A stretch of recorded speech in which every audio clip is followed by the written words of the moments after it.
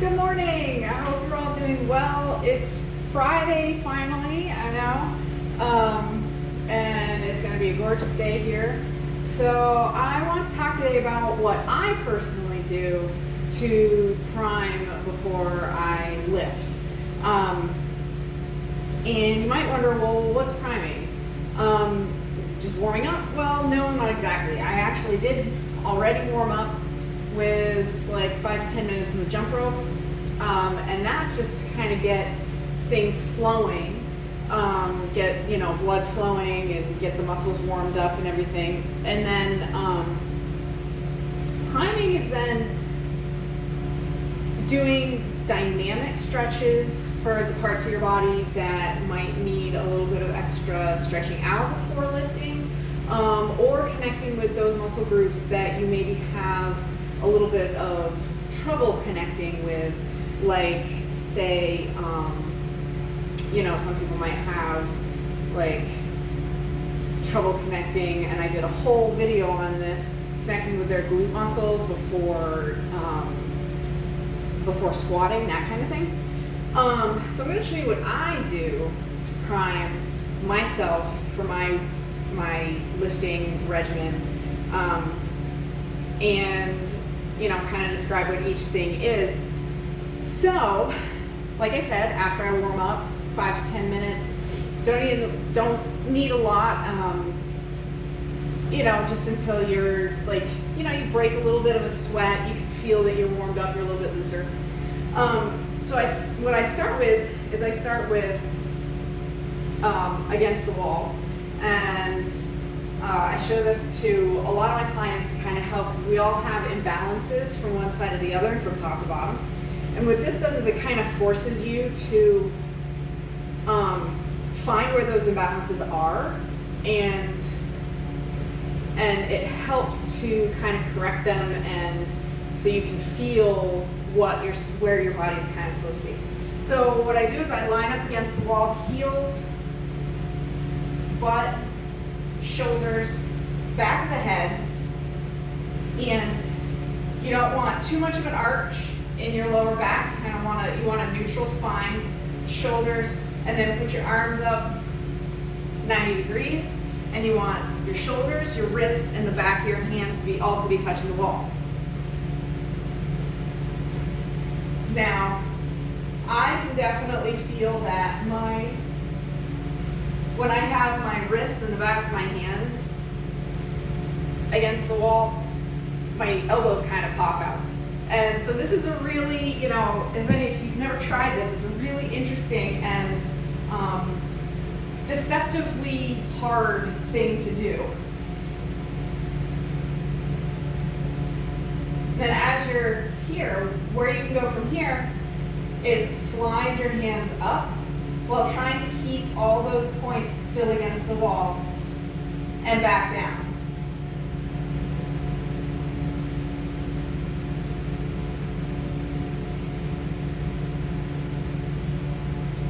And I do that 5 to 10 times to just kind of try to even everything out, especially because I know that I have, it's really good for people that have forward shoulders and stuff, but for me, I use it because I know that I have I'm kind of twisted to the left a little bit. So what I do after that, and this is more to address that little bit of twist to help me build the range of motion in my spine, is I do a windmill. So feet a little bit more than the hip distance apart, and I hinge at the hips. I have loose knees, one hand to the floor, the other hand as straight up towards the ceiling as I can get it without moving my hips. And this is something that I do because I know when I'm in the saddle and I twist, especially to the side, my butt kind of goes out to the other side, and then the horse does not go where I intend her to go. So what I need to be able to do is twist without the lower body moving at all. And so this is a good This is a good dynamic stretch for that. So I go to one side, hold for 5 seconds or so, and then twist to the other side. Hold for 5 seconds or so, and I do that about 5 times on each side. And you'll find, and with a lot of these stretches, you'll find that like with each stretch, you'll be able to go a little bit further each time you switch. So from there, I go into some dynamic hip stretches, which these are pretty typical yoga moves if you do any yoga at all. And I do this like little series of movements starting in downward dog, and I find that downward dog really helps my mid back. It really helps it to stretch out. So I start in a downward dog.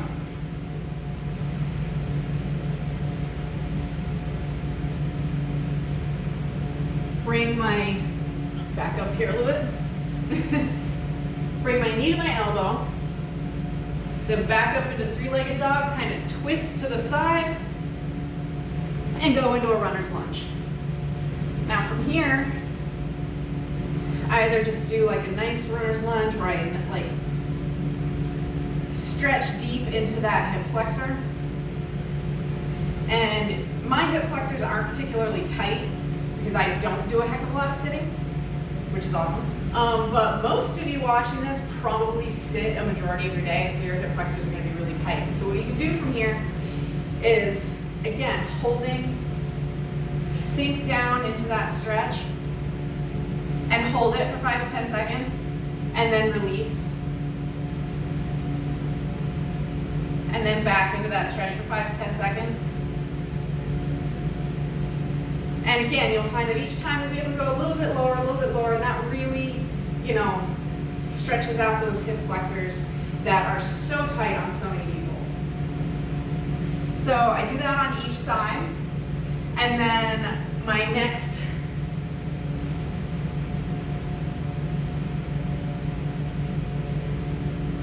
I start with the same movement,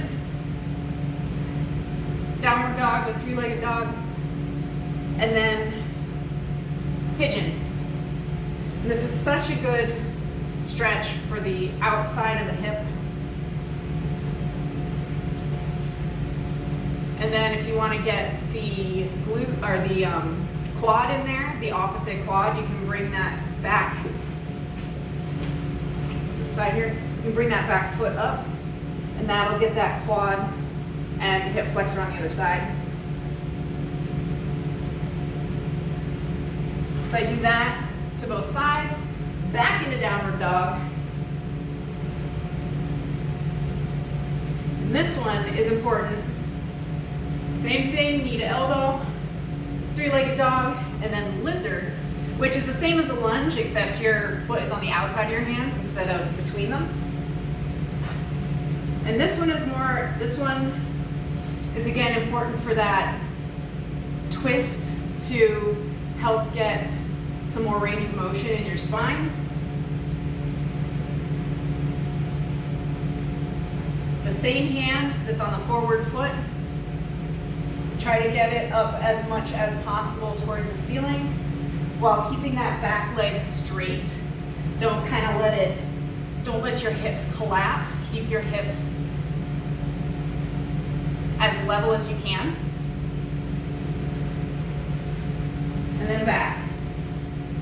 Again, I do that to both sides.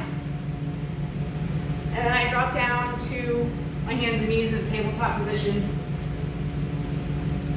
And to help with, and to be perfectly honest, I can't remember if it's the psoas or the iliopsoas, but one of those smaller hip muscles that actually causes me a bit of discomfort, I would say, sometimes in the saddle. And since I started doing this tiny little movement, it has helped me so much, and I don't have nearly as much discomfort, especially in the left hip when I'm trying to take my leg off. And so when I'm in the saddle, you know, it's kind of this motion, taking the leg off the horse. I get this sharp pain right in here, and it's almost like, especially if I'm trying to keep my leg back, and it's almost like I sometimes feel like my hip's almost gonna lock up. But since I started doing this, like I said, it's a teensy little movement. Since I started doing this, it has helped a ton with that, and I don't feel that discomfort nearly as much as I used to. So hands and knees. And all you're gonna do is, while keeping everything loose, don't tighten up your quad, don't tighten up your butt muscle, your kind of, the movement is coming from kind of your lower back almost. You're just gonna lift that knee ever so slightly off the floor. And it's gonna feel like you're putting, it almost feels like this sort of hip into the socket kind of feeling. I don't know really how else to describe it. Like I said, it's a tiny movement, and you're not, you know, you have to keep the rest of your leg completely relaxed. That's kind of the whole, kind of the point of the movement, is to keep the rest of your leg relaxed, and it's gonna like deactivate that psoas or iliopsoas muscle. I think it's the iliopsoas.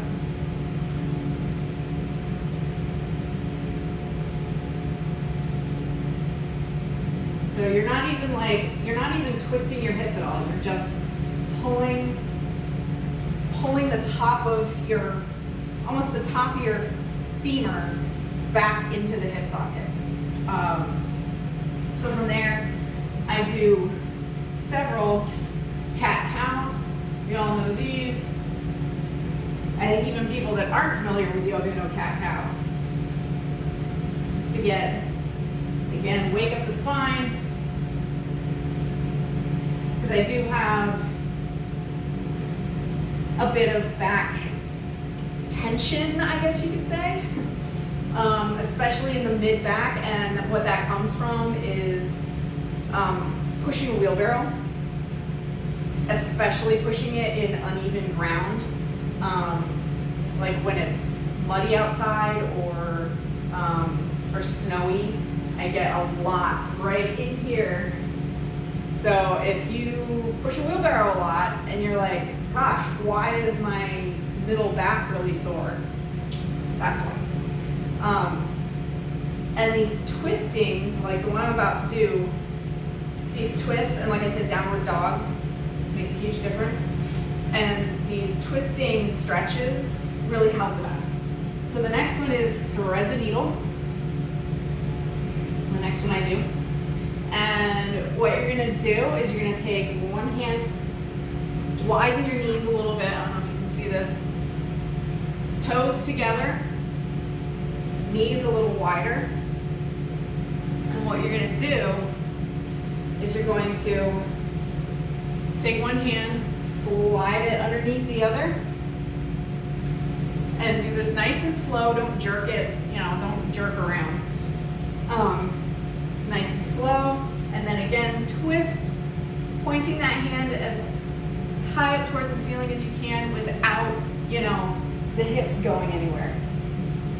That's really important, is to keep the hips where they're supposed to be. Keep them in line, straight spine, hips in line, so that they're not twisting around, because that defeats the purpose of the whole thing. Because then you're not really getting the spine movement, you're just moving your hips. So, again, arm underneath, point it as high as you can towards the ceiling without your hips moving. And I do that 5 times on each side. I hold my hand towards the ceiling for about 5 seconds. And then I move on to my last stretch that I do right before lifting, which is a 90-90 hip stretch. So it's called 90-90 because everything's in 90-degree angles. Your legs coming out of your hips are at 90-degree angles, and then your knee is at a 90-degree angle. And so you want to sit up as straight as you can while you're in this position.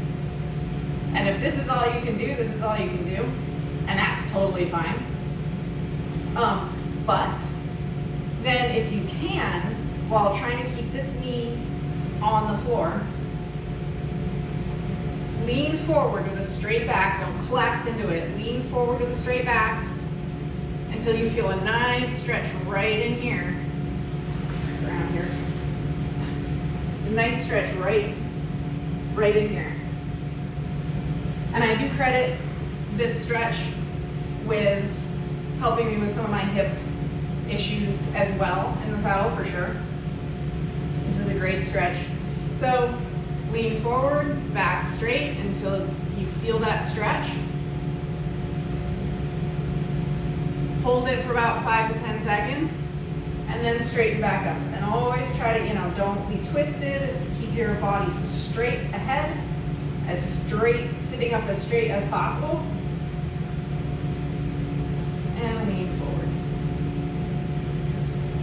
Again, as straight as possible. Your body's going to want to come over here, but keep it as over this leg as you can. Do that to both sides. Again, I hold it at the bottom for about 5 seconds. I do it about 5 times on each side. And like with all the other stretches, you will feel that you're able to do it a little bit, you're able to go a little bit lower, a little bit lower, a little bit lower with each repetition. Now these are the primary movements that I do to kind of straighten myself out before I lift. And these, you may need something different. You may need to stretch different areas. I don't do a whole lot with my upper body because I don't really have anything going on, with my shoulders or anything like that. But if you have a previous shoulder injury or shoulder pain, or something like that, there's different exercises that you might need to do to keep your shoulders, to stretch those out. Or like I said, if you have trouble connecting with certain body parts like the glutes, like the abs, there are other movements that you might need to do to connect yourself with those before lifting. So anyway, I hope you enjoyed this video, and please, if you did, share it, and subscribe to my channel. And you can also find me on Facebook. You can also find me on Instagram. And I hope you all have a wonderful Friday and enjoy your weekend. I will be back on Sunday with another video. I hope you all have a wonderful day. Bye.